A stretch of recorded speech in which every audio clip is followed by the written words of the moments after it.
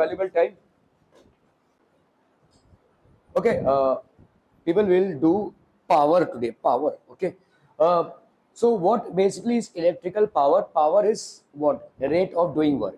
ठीक है, बचपन में अपने पढ़ा है रेट ऑफ डूइंग वर्क को अपन पावर बोलते हैं.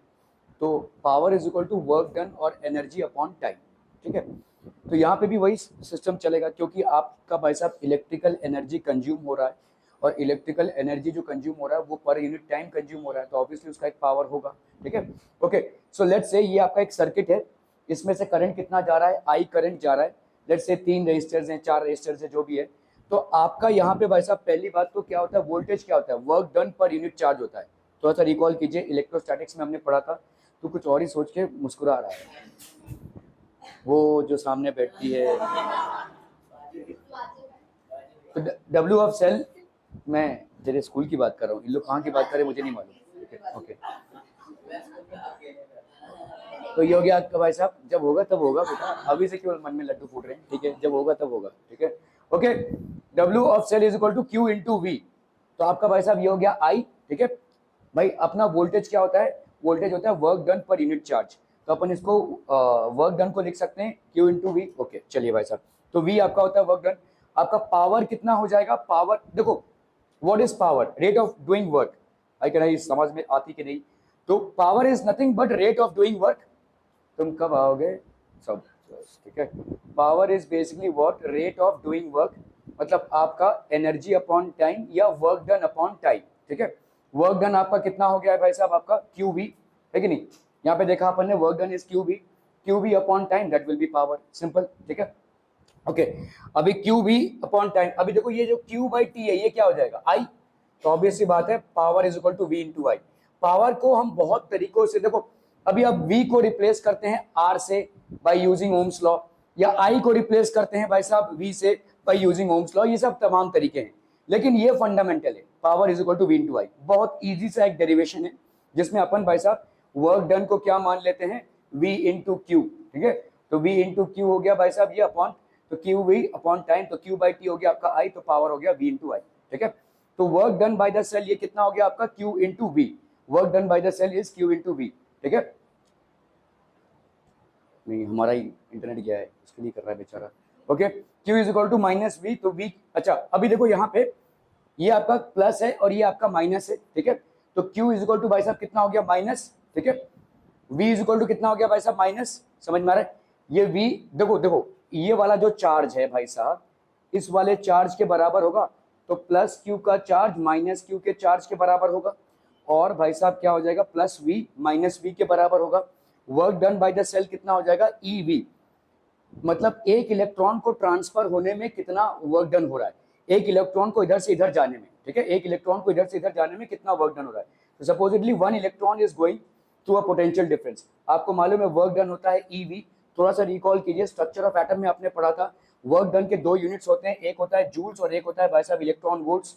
इलेक्ट्रॉन वोल्ट्स मतलब कुछ नहीं होता है 1.6 इंटू 10 रेज़ टू माइनस 19, ये जूल्स, ये हो जाएगा आपका 1 इलेक्ट्रॉन वोल्ट. ठीक है, तो the work done in transferring an electron through a voltage of V will be equal to EV. ठीक है, तो सेल के अंदर भाई साहब क्या हो रहा है? इलेक्ट्रॉन्स जा रहे हैं, किधर से किधर जाएंगे? ऑब्वियसली नेगेटिव से पॉजिटिव प्लेट की तरफ जाएंगे. ठीक है, तो ये जो इलेक्ट्रॉन्स जा रहे हैं across a potential difference of V, what is the work done by them? That will be EV. तो वर्क डन, तो पावर क्या हो जाएगा भाई साहब? Work done by the cell upon time. Work done by the cell कितना हो जाएगा? V into Q upon time. Again ये हो जाएगा आपका VI. Are we clear to this one? तो मोटे मोटे तौर पे आप बोल सकते हैं कि पावर होता क्या है? Voltage into current. This is all that matters. ठीक है, ओके ओके ओके ओके. तो किसी भी सेल का पावर क्या है? जो उसमें वोल्टेज वो सर्किट में दे रहा है और अपॉन द करंट. ठीक है, सॉरी इनटू करंट. ठीक है, power always gets dissipated in resistor in the form of heat and light. हर रेजिस्टर से, रेजिस्टर मतलब क्या होता है? जो इलेक्ट्रिकल गैजेट है उसमें से पावर का लॉस होगा. ठीक है, देखो जैसे ये आपका एलईडी बल्ब है भाई साहब, एलईडी बल्ब पे इसका काम क्या है? आपको लाइट देना. क्या आपको हीट चाहिए इससे? नहीं, लेकिन क्या हीट निकलेगा इससे? निकलेगा. ठीक है, तो पावर आपका लॉस होगा. There will be some amount of energy which will be dissipated, जिसका लॉस होना ही होना है. ठीक है, तो power gets dissipated in resistor in the form of heat and light. Light और हीट दोनों में. अभी देखो कहीं कहीं पे आपको हीट ही चाहिए, लाइट नहीं चाहिए, लेकिन जबरदस्ती का आपको लाइट मिल रहा है.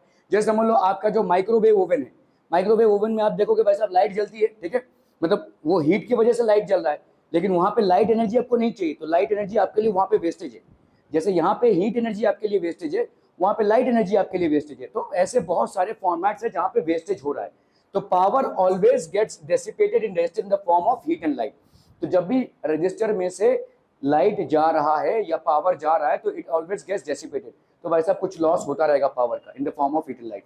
ऐसा यूनिट ऑफ पावर क्या हो जाएगा, जूल्स पर सेकंड, और इसको अपन क्या बोलेंगे, वॉट, ठीक है, this is known as watt. ऐसा unit of power is joules per second और watt. Are we clear on this one people, ठीक है, ओके ओके ओके। तो आपका भाई साहब पावर क्या हो जाएगा, V is equal to I R, ठीक है, पावर की वैल्यू क्या होगी, वी आई। वी आई मतलब क्या हो जाएगा भाई साहब आपका, आप यहाँ पे आई को क्या लिख सकते हैं, V बाई आर लिख सकते हैं, तो V into V by R, तो क्या हो जाएगा V स्क्वायर बाई आर, ठीक है। ये आपका V क्या हो जाता है भाई साहब आई आर, तो इसको क्या लिख सकते हैं, I square R square upon R, तो एक आर आर कर गया भाई साहब आई स्क्वायर है। मैं बोल रहा हूँ फंडामेंटली इसको याद रखो, और ओम्स लॉ आपको मालूम है, V is equal to I R. किसको रिप्लेस करना है वो तुम जानो, ठीक है, आराम से भाई साहब ये दोनों फॉर्मूलेस को आप, तो ये इतने सारे फॉर्मूलेस याद रखने की जरूरत नहीं है। Power is equal to V I sufficient enough है। बाकी V is equal to I R तो अब तक आपके ब्लड में आ जाना चाहिए, नहीं आया है तो ब्लड का चेकअप कराइए, ठीक है। तो V इज इक्वल टू भाई साहब power is equal to V into I हो गया ये, ठीक है। Okay, power dissipated by resistor is equal to power delivered by the cell. तो power dissipated by the resistor, resistor जो पावर कंज्यूम कर रहा है वो power delivered by the cell है, ठीक है। P is equal to V I I square R, ये सब आपके डिफरेंट फॉर्मेट्स हो गए। Okay, energy now, energy dissipated by resistor in time t। तो आपका भाई साहब बताइए मुझे एनर्जी क्या हो जाएगा, अरे बोलो ना, बोलो बोलो, ये आपका पावर है, power is equal to energy upon time, power is equal to energy upon time. तो ऑब्वियसली एनर्जी क्या हो जाएगा बोलो, पावर इनटू टाइम, है ना, पावर इनटू टाइम। तो आपका भाई साहब energy dissipated by resistor in time t is equal to power dissipated by resistor in time t। So power is equal to energy upon time, तो energy क्या हो जाएगा, पावर इनटू टाइम। अभी power कितना है बोलो आपका, v into I into T, तो एनर्जी हो गया आपका v into I into T, ठीक है। अभी अगर आपको स्मॉल यूनिट्स में एनर्जी को ऐड करना है तो अपन क्या करेंगे, डीई, ये डी को ऐड कर रहे हैं भाई साहब, तो ये हो जाएगा भाई साहब क्या, वी आई टी। इसको भी अपन इंटीग्रेट करेंगे, ये वी आई बेसिकली क्या हो जाएगा, वी आई बेसिकली हो जाएगा आपका आई स्क्वायर आर डी टी, ऐसा भी लिख सकते हैं कि नहीं, वी आई को अपन आई स्क्वायर आर लिख सकते हैं। भाई साहब वी क्या होता है, वी होता है आपका आई आर, ठीक है, नीट का सवाल है देखो, V is equal to I R होता है, ठीक है। तो वी के जगह पे अगर मैंने आई आर लिख दिया तो आई आर इंटू आई, तो ये कितना हो जाएगा बोलो, आई स्क्वायर आर भाई साहब, सिंपल, ठीक है। अगर आपका पावर कांस्टेंट है, पावर डेसिपेटेड बाय रेजिस्टर, ठीक है, तो अगर आपका भाई साहब पावर कांस्टेंट है तो आप सीधा लिख सकते हैं energy is equal to V into I into T. लेकिन अगर ये कांस्टेंट नहीं है तो अपने को सम अप करना पड़ेगा, और सम अप करना पड़ेगा मतलब इंटीग्रेशन करना पड़ेगा, otherwise I square E is equal to I square R T is more than sufficient enough. लेकिन अगर आपका constant, if I is varying with time, अगर आपका आई जो है वो वेरी हो रहा है टाइम के साथ, अगर आई में कोई फ्लक्चुएशन नहीं आ रहा है, ध्यान देना, अगर आई में कोई फ्लक्चुएशन नहीं आ रहा है तो आप वी आई टी लिख सकते हैं, या ई को भाई साहब लिख सकते हैं आई स्क्वायर आर टी, ये सारे लिख सकते हैं। अगर फ्लक्चुएशन हो रहा है तो भाई साहब इसका सिर्फ करना है आपको integration, D E I square R T, इसका भाई साहब आपको integration with respect to time करना पड़ेगा, ठीक है। You have to basically do an integration with respect to time, because current here is changing with respect to time. So if I is constant, then we have a simple formula that energy will be equal to I square RT. If I is not constant, then we will have dE integration is equal to I square R dt, ठीक है। E की value क्या हो जाएगी भाई साहब, v square t by r, तो I की वैल्यू क्या है भाई साहब, v by r। Are we clear on this one people? समझम समझम समझम, ओके ओके ओके। तो आप देखो भाई साहब यहाँ पे एनर्जी है तो आपका हो गया कितना, देखो power is equal to V I, बस काफी है, ये सारा फॉर्मेट आपको याद रखने की जरूरत नहीं है, सिर्फ power is equal to V I याद रखेंगे काफी है, ठीक है, क्योंकि V is equal to any which ways I R होता है, जिसको जहां पे जो चेंज करना हो कर लीजिए, ठीक है। एनर्जी क्या हो जाएगा, पावर इनटू टाइम, ठीक है। अभी पावर के जगह पे वी आई टी लिखो या भाई साहब आई स्क्वायर आर टी लिखो, तो ये तो आपका तब एनर्जी है जब आपका current with respect to time change नहीं हो रहा है। अगर current with respect to time change हो रहा है तो ये सबका आप इंटीग्रेशन करोगे, इधर डी हो जाएगा और इधर भाई साहब integration with respect to time हो जाएगा। जब तक भाई साहब आपका करंट टाइम के साथ कांस्टेंट है तब तक ये कहानी चलेगी, जैसे ही भाई साहब करंट का फ्लक्चुएशन टाइम के साथ होएगा तो अपने को भाई साहब इंटीग्रेशन दोनों तरफ लेना पड़ेगा। Are B clear to this one people? बहुत बढ़िया भाई साहब, आप लोग बहुत इंटेलिजेंट है, बहुत बूढ़ी नहीं समझ में नहीं आ रहा है वैसा वेदर का। ओके चलिए भाई साहब, पैरेलल कॉम्बिनेशन ऑफ सेल्स भाई साहब यहाँ पे करना है। समझ लो यहाँ पे आपके पैरेलल, तो ये सब अपना रिकैप में देख लो। पैरेलल कॉम्बिनेशन ऑफ सेल्स है, सेम पोलैरिटी है, तो आपका भाई साहब ई क्यू क्या हो जाएगा, N E. Parallel combination of cells मतलब आपका सेल्स का टोटल ईएमएफ कितना हो जाएगा, एन ई, ठीक है। और एन ई बाई आपका आर, ठीक है, अपॉन एन बाई आर, तो आपका हो जाएगा आर बाई एन। तो आपका total EMF parallel combination of cells है विद सेम पोलैरिटी, तो आपका ई का वैल्यू कितना हो जाएगा, total EMF will be equal to E, ठीक है। टोटल ईएमएफ आपका भाई साहब ई के बराबर ही होगा, मतलब इक्विवेलेंट ईएमएफ आपका ई के बराबर होगा। और आपका रेजिस्टेंस इक्विवेलेंट क्या हो जाएगा, 1/r प्लस 1/r, ऐसे n टाइम्स, तो वो तो भाई साहब कॉमन ही है। पैरेलल कॉम्बिनेशन ऑफ सेल्स में अगर भाई साहब n आइडेंटिकल सेल्स को आपने एक पोलैरिटी में रखा है, m आइडेंटिकल सेल्स को आपने ऑपोजिट पोलैरिटी में रखा है, तो ईएमएफ क्या हो जाएगा, n minus M into E, considering n is greater than m। अगर m आपका ग्रेटर देन n है तो m minus N into E हो जाएगा, ठीक है। Okay, are B clear on this मनम पीपलम। तो आपका ई इक्विवेलेंट भाई साहब यहाँ पे क्या हो जाएगा, ये क्यों नहीं लिखा है, हाँ चलिए भाई साहब, n minus M into E upon N plus M, ठीक है, upon N plus M, N minus M into E upon N plus M. और आर इक्विवेलेंट क्या हो जाएगा, R upon N plus M, ठीक है। ओके ओके, तो देखो इसका फंडामेंटल क्या है, ई बाई आर होगा, ई बाई आर एक तरफा एन के लिए, ई बाई आर एक तरफा एम के लिए, इससे इसको माइनस करेंगे अपॉन जो इक्विवेलेंट रेजिस्टेंस है। इक्विवेलेंट रेजिस्टेंस बट ऑब्वियस हो जाएगा भाई साहब आपका M plus R, M plus N upon R, ठीक है। Okay, mixed combination of cells है, अगर भाई साहब आपके देखो n सेल्स हैं एक रो में और ऐसे भाई साहब आपके m रोज हैं, तो अपन ने कल पढ़ा कि इक्विवेलेंट रेजिस्टेंस, इक्विवेलेंट ईएमएफ इसका कितना हो जाएगा, हर एक लाइन में आपका Ne हो जाएगा, ठीक है। इक्विवेलेंट हर एक लाइन में आपका भाई साहब कितना हो जाएगा, Ne, और इसको अगर हम ऐड करेंगे so R I will be Ne upon R plus N R by N, ठीक है। ये आर क्या है, एक्सटर्नल रेजिस्टेंस है, this is basically the external resistance. R equivalent क्या हो जाएगा, देखो हर एक रो में आपका रेजिस्टेंस कितना हो रहा है, आर इंटू एन, तो एन आर ऐसे करते करते एम रोज में 1/nr 1/nr ऐसे करते करते तो ये हो गया m/nr, तो आपका भाई साहब इक्विवेलेंट रेजिस्टेंस कितना हो जाएगा, nr/m, तो ये हो गया आपका total resistance. I will be equal to Ne upon this, ठीक है, क्लियर है। Ne हर एक का है ना भाई साहब, Ne, कंफ्यूजन हो रहा है क्या, बहुत डर लग रहे हो भाई साहब। ये भाई साहब हर एक रो का कितना हो जाएगा, तुम कब आओगे प्रभु जी। ओके, ये हो गया भाई साहब आपका n इंटू ई, क्योंकि यहाँ पे आपके 1 2 करते करते n तक है भाई साहब, 1 2 करते करते n सेल्स हैं, तो हर एक रो का आपका ईएमएफ कितना हो जाएगा, Ne, ठीक है, हर एक रो का ईएमएफ Ne। और ऐसे भाई साहब कितने रोज हैं, m, तो आप इसको मान सकते हैं कि हर एक रो में एक बैटरी लगा हुआ है जिसका भाई साहब ईएमएफ कितना है, Ne, ठीक है। ऐसे करते करते आपके m रोज हैं, लेकिन हमने देखा कि अगर पैरेलल में आप सेल्स को कनेक्ट करते हैं तो उनका इक्विवेलेंट रेजिस्टेंस और इक्विवेलेंट ईएमएफ कितना होता है, जितना एक का ईएमएफ हो, ठीक है।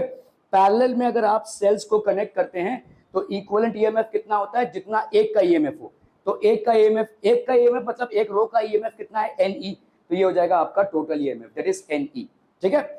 और आपका भाई साहब रेजिस्टेंस कितना हो जाएगा, इसका रेजिस्टेंस कितना हो जाएगा बोलो, Nr, इसका रेजिस्टेंस कितना हो जाएगा, Nr, ऐसे करते करते भाई साहब Nr, टोटल भाई साहब इसका कितना हो जाएगा, 1/nr प्लस 1/nr प्लस यहाँ तक भाई साहब कितना 1/nr, इसका हो गया m, ठीक है। तो आपका यहाँ पे हो गया टोटल m/nr, ये हो गया 1/r इक्विवेलेंट, तो r इक्विवेलेंट कितना हो गया भाई साहब, nr/m, तो आपका टोटल रेजिस्टेंस कितना हो गया, total resistance will be capital R plus nr/m, ये हो गया आपका टोटल रेजिस्टेंस, ठीक है। तो आपका टोटल करंट कितना हो जाएगा, total EMF that is Ne, total EMF that is Ne upon total resistance that is R plus nr/m।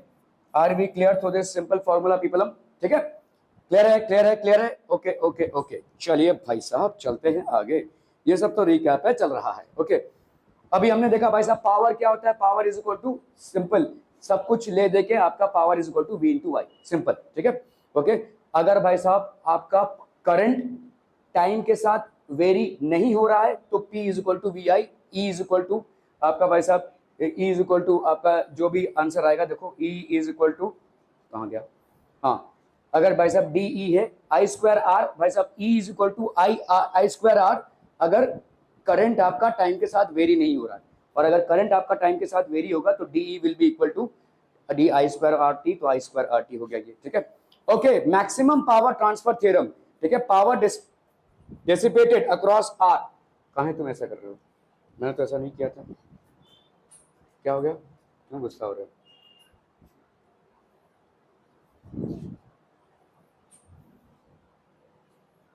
Okay, maximum power transfer theorem. तो यहाँ पे आपका क्या है, देखो पावर आपका क्या होता है, I square R V I square R, जो भी लिखना है लिखिए।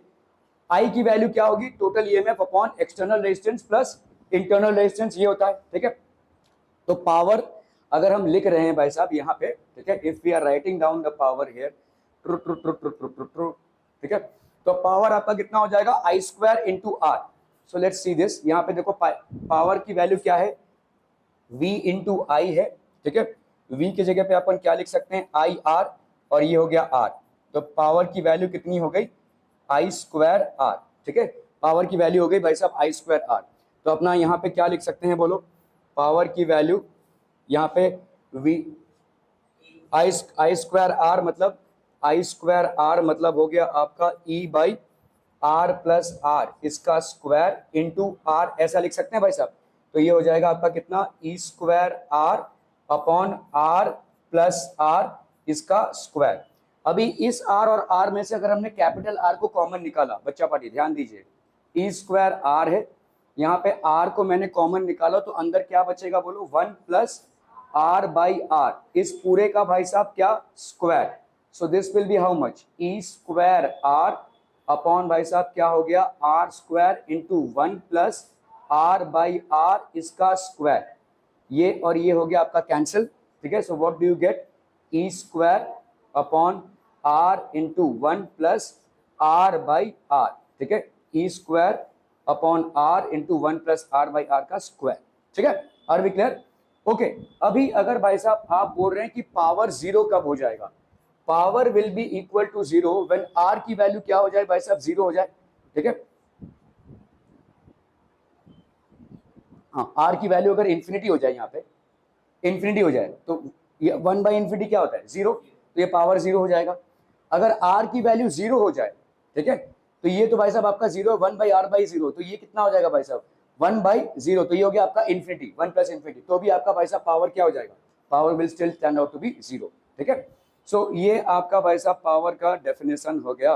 Okay, maximum power transfer theorem, ठीक है। तो आपका देखो पावर की वैल्यू अपन ने क्या कैलकुलेट की, ई स्क्वायर आर, तो इसको अपन ऐसे लिख सकते हैं, E square upon R plus 1 by R plus R का स्क्वायर, ठीक है। ओके, देखो मैक्सिमा और मिनिमा का याद आ रहा है, आपने पढ़ा हुआ था मैक्सिमा और मिनिमा के कंडीशंस क्या होते हैं। अगर कोई फंक्शन दिया हुआ है आपको, अरे ऐसे देख रहे हो भाई साहब कि क्या हो गया है दत्त, अब तुमको हम मैक्सिमा और मिनिमा समझाए का दत्त, क्यों, क्या प्रॉब्लम है तुमको? ओके, मैक्सिमा और मिनिमा क्या होता है बच्चा पार्टी, अरे ओ बच्चा पार्टी, समझ लो भाई साहब आपका ये वाई है और ये भाई साहब है आपका एक्स एक्सिस, ठीक है, ये वाई है और ये भाई साहब है आपका एक्स एक्सिस। कोई ग्राफ है भाई साहब ऐसे जा रहा है, ये ऐसे जा रहा है भाई साहब, let's say there is a graph, ठीक है। मैक्सिमा और मिनिमा कैसे डिटरमिन करते हैं भाई साहब आप, ठीक है। तो हाँ फरमाइए, ऊपर जाते वाला होगा, क्यों ऊपर जाते वाला होगा? ओके, तो मैक्सिमा देखो यहाँ पे आपका डी, आपका अगर समझ लो कोई फंक्शन है, let's say if you have a function F X, Y is equal to F X, सही, ठीक है। ओके, अगर हम मैक्सिमा पॉइंट ले रहे हैं, मुझे बताओ D Y by D X क्या होता है, slope, D Y by D X होता है किसी भी कर्व का स्लोप, ठीक है। तो मुझे बताओ इस मैक्सिमम पॉइंट पे इसका स्लोप क्या हो जाएगा, बट ऑब्वियस सी बात है कि मैंने अगर यहाँ पे एक लाइन खींचा तो ये स्लोप हो रहा है, ये लाइन किसके पैरेलल है, इसके पैरेलल है, तो मतलब स्लोप होता क्या है, स्लोप बेसिकली बच्चा पार्टी होता क्या है, m is equal to tan theta होता है भाई साहब, और ये थीटा क्या होता है, the angle which the line makes with the positive direction of x axis. यहाँ पे भाई साहब अगर कोई लाइन है जो एक्स एक्सिस से पैरेलल है, so what would be the angle that it will be making with zero. तो आपका भाई साहब यहाँ पे m की वैल्यू क्या हो जाएगी, टैन जीरो, और टैन जीरो की वैल्यू होती है जीरो, मतलब यहाँ पे dy बाई डी एक्स क्या हो जाएगा, जीरो, मतलब slope of this line will be zero, ठीक है। तो इसका मतलब मैक्सिमा के कंडीशन पे आपका dy बाई डी एक्स कितना आएगा, जीरो। क्या ये समझ में आ रहा है? लोग अक्सर इस चीज को समझ नहीं पाते कि मैक्सिमा और मिनिमा होता क्या है। So this is basically maxima और मिनिमा। लेकिन मैक्सिमा का एक और कंडीशन क्या है कि अगर आप करेंगे क्या, D square Y by D X square, मतलब फिर से इसको डिफरेंशिएट करेंगे तो ये आ जाएगा नेगेटिव, ये आ जाएगा नेगेटिव। अभी नेगेटिव क्यों आएगा भाई साहब, why will it be negative, मतलब आप इसको फिर से डिफरेंशिएट कर रहे हैं तो नेगेटिव क्यों आ जाएगा, anyone, why will it be negative. देखो भाई साहब इसके सराउंडिंग में देखो भाई, देखो यहाँ पे ये पॉइंट है और भाई साहब इसके जस्ट नेबर पे ये पॉइंट है ना, नेबरिंग पॉइंट्स को देखो, इसके एकदम लगे हुए पॉइंट्स को यहाँ पे, ठीक है। अब मैं मैक्सिमम पॉइंट को क्रॉस करने के बाद जस्ट थोड़ा सा भी बढ़ूंगा तो मेरा क्या हो जाएगा, स्लोप नेगेटिव हो जाएगा। स्लोप क्यों नेगेटिव हो जाएगा, क्योंकि this angle will be now, अगर मैं इस एंगल को ड्रॉ करूं तो ये वाला एंगल भाई साहब क्या हो जाएगा, ऑब्ट्यूज एंगल हो जाएगा, मतलब 90 प्लस का एंगल हो जाएगा ये। और अगर अपन 90 प्लस में मूव करते हैं, हमको मालूम है कि ये जो क्वाड्रेंट होता है, हम ऐसे घूमते हैं क्वाड्रेंट में, ठीक है, तो ये ऑल पॉजिटिव क्वाड्रेंट है, ये भाई साहब आपका साइन पॉजिटिव क्वाड्रेंट है, यहाँ पे टैन आपका नेगेटिव होगा, ठीक है। अगर मैं इसको खींच लूं यहाँ पे तो एक्चुअली में positive direction of x axis के साथ भाई साहब ये कौन सा एंगल बना रहा है, ये this is basically making an obtuse angle, समझ में आ रहा है भाई साहब, this is making an obtuse angle. Obtuse angle means greater than 90 degree, और ग्रेटर देन 90 डिग्री का भाई साहब सिर्फ साइन में ही पॉजिटिव होता है, टैन में नेगेटिव हो जाएगा, ठीक है। तो इसीलिए आपका भाई साहब स्लोप क्या आ जाएगा, स्लोप आ जाएगा आपका नेगेटिव, ठीक है, ये आ जाएगा भाई साहब आपका negative. Are we clear to this one people, क्या ये समझ में आ रहा है, ठीक है। स्लोप आपका क्या हो गया, नेगेटिव हो गया। तो मतलब जैसे ही आप मैक्सिमा पॉइंट को क्रॉस करोगे, ये है, जैसे ही आपने मैक्सिमा पॉइंट को क्रॉस किया तो आपका नेगेटिव आ जाएगा। मतलब क्या हो रहा है, देखो पहली बात तो dy by D X is equal to 0 लगाकर आप यहाँ पे क्या फाइंड करोगे, x की वैल्यू को फाइंड करोगे, फिर आप करोगे D square Y by D X square, इसमें जो आएगा उसमें अगर x की वैल्यू सब्स्टिट्यूट करोगे तो अगर आपका आंसर नेगेटिव आ गया तो इसका मतलब ये मैक्सिमा का कंडीशन है। अभी आते हैं मिनिमा पे, लेट्स से ये मिनिमा है, मतलब समझ लो इसके बाद ग्राफ ऐसे जा रहा है, ठीक है। तो अभी भाई साहब क्या हो जाएगा, यहाँ पे अगर मैं ड्रॉ करूं, अगर यहाँ पे एक पैरेलल लाइन ड्रॉ करूं, if I draw parallel line here what will this be, इसका स्लोप भी क्या होगा, 0 होगा, ठीक है, क्योंकि भाई साहब this is parallel to X axis. तो एट मिनिमा क्या हो रहा है बच्चा पार्टी, एट मिनिमा क्या हो जाएगा बोलो, m is equal to dy by D X, that will be equal to 0। Minimum में भाई साहब ये dy बाई डी एक्स क्या हो जाएगा, 0। Are we clear to this one people, dy by D X आपका कितना हो गया, 0। अब अगर मैं इसके नेबरहुड में जाता हूं और किसी पॉइंट को ऐसे कनेक्ट करता हूं, so let's say if I connect a point here like this, ठीक है, मुझे बताओ इसका क्या हो जाएगा, ये आपके एक्स एक्सिस के साथ, ठीक है, आपका भाई साहब ये है एक्स एक्सिस, ये एक्स एक्सिस के साथ भाई साहब क्या एंगल बना रहा है, अक्यूट एंगल बना रहा है भाई साहब, देखो ध्यान से, this is basically making an acute angle, ठीक है। अक्यूट एंगल मतलब लेस देन 90, और लेस देन 90 की वैल्यू टैन में पॉजिटिव हो जाएगी, तो आपका भाई साहब ये टैन थीटा जो है तो पॉजिटिव हो जाएगा। तो मतलब अगर मैं करूं D square Y by D X square, this is going to turn out as positive. मतलब पहले अब मैंने क्या किया, M D Y by D X किया, D Y by D X में जो भी वैल्यू आए, मतलब इसको 0 पुट अप किया, फिर एक्स की एक वैल्यू आएगी, उस एक्स की वैल्यू को अगर मैं इसमें सब्स्टिट्यूट करूं और अगर मुझे पॉजिटिव आंसर आता है तो this will be a condition for minima, ठीक है, this will be a condition for minima. तो मैक्सिमा और मिनिमा में बच्चा पार्टी कैसे करना है, how do we basically find out. तो पहले भाई साहब एफ एक्स ले लो, यहाँ पे भी भाई साहब एफ एक्स ले लेते हैं अपन, ठीक है, इसका करते हैं भाई साहब differentiation, that is F dash x. तो ये हो गया आपका लेट्स से मैक्सिमा का कंडीशन, ठीक है, और ये हो गया लेट्स से आपका मिनिमा का कंडीशन।